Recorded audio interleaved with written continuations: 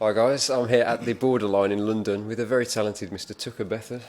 It's so great to meet you. Thanks, man. Yeah, it's nice to meet you too. Thanks for Well, well, stopping by. no worries. Welcome back to the UK. Yeah, man, it's good to be back. Second time this year, Yeah, so that's not a lot of new starting off artists really get to do that. So I'm really fortunate to be back over here. yeah, we saw you with Dirks in London. That was an amazing show for you. So was it the reaction that you got that inspired you to come back so quickly? Yeah, I mean, I'm kind of as a new artist just really driven to chip away and just keep on building a fan base. And yeah, last time I was over here, it seemed like it was a really good place to start building a fan base. And it's really important to me to not limit myself just to America. Yeah. And so I wanted to take advantage of it and just keep on chipping away. So, is it quite a scary thing to come outside of the states and play gigs? Is it quite an intimidating thing?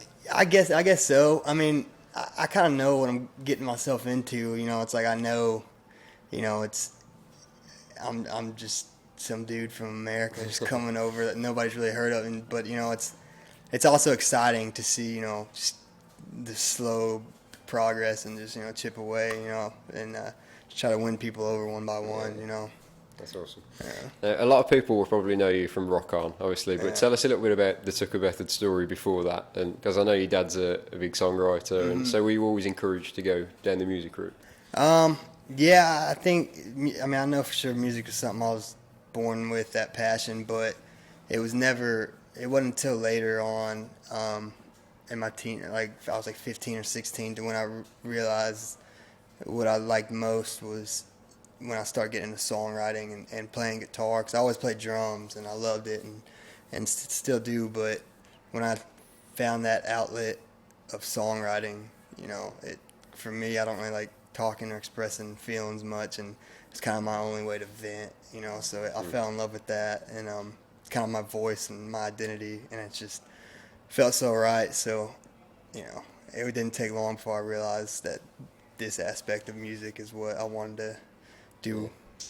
But you've gone down the country kind of path, but you also like rock as well, don't you? I know you've into Blink-182 and AC/DC. So was there a temptation to go into rock music at any point rather than country?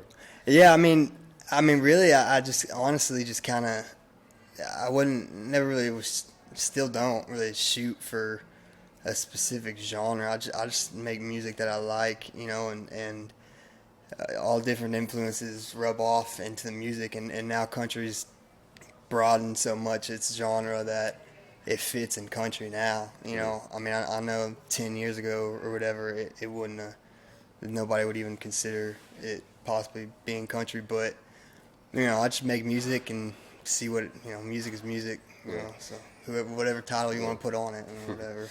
Did you start out as a drummer with your brothers in a band? Yeah. Tell us a little bit about that. Yeah, it was fun.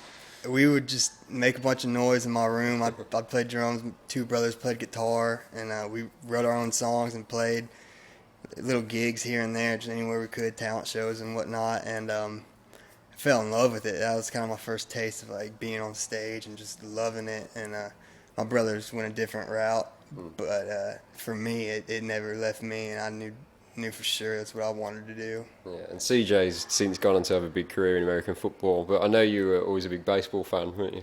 Yeah. So was there ever a temptation to go into kind of professional baseball? Yeah, I mean, I was really heavy into football and baseball. Baseball specifically, I got a scholarship offer to play in college and signed and committed and was going to do it. And then the night before I was supposed to report up there, I just hated the thought of going to school and hated the thought of music not being my first priority, So I called the coach the night before and told him I wasn't coming no more and dove into the music business.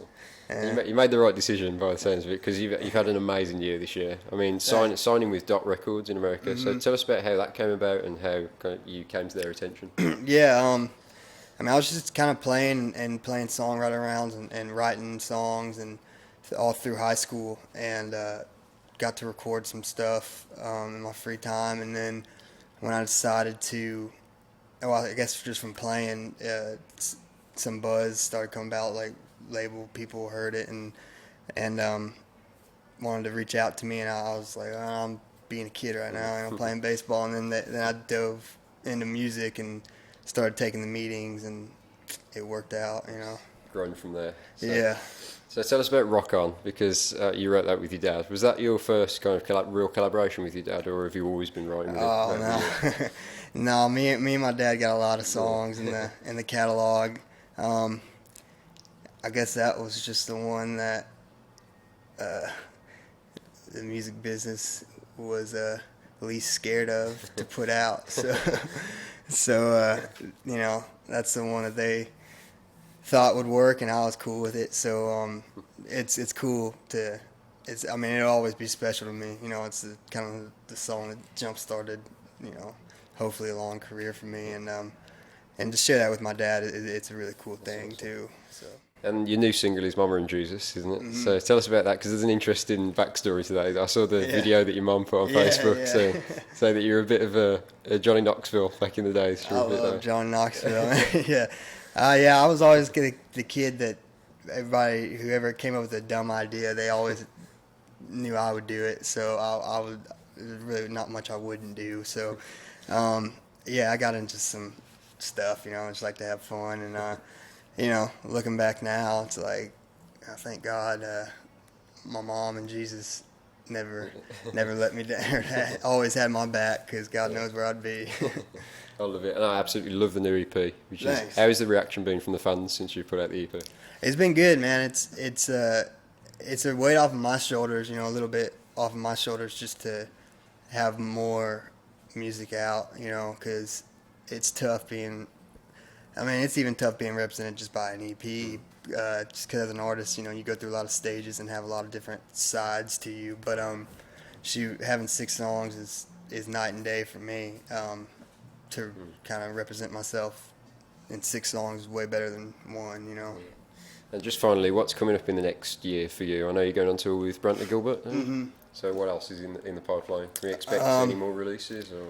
Shoot, I hope so. I'm trying. I want to release as much music as possible.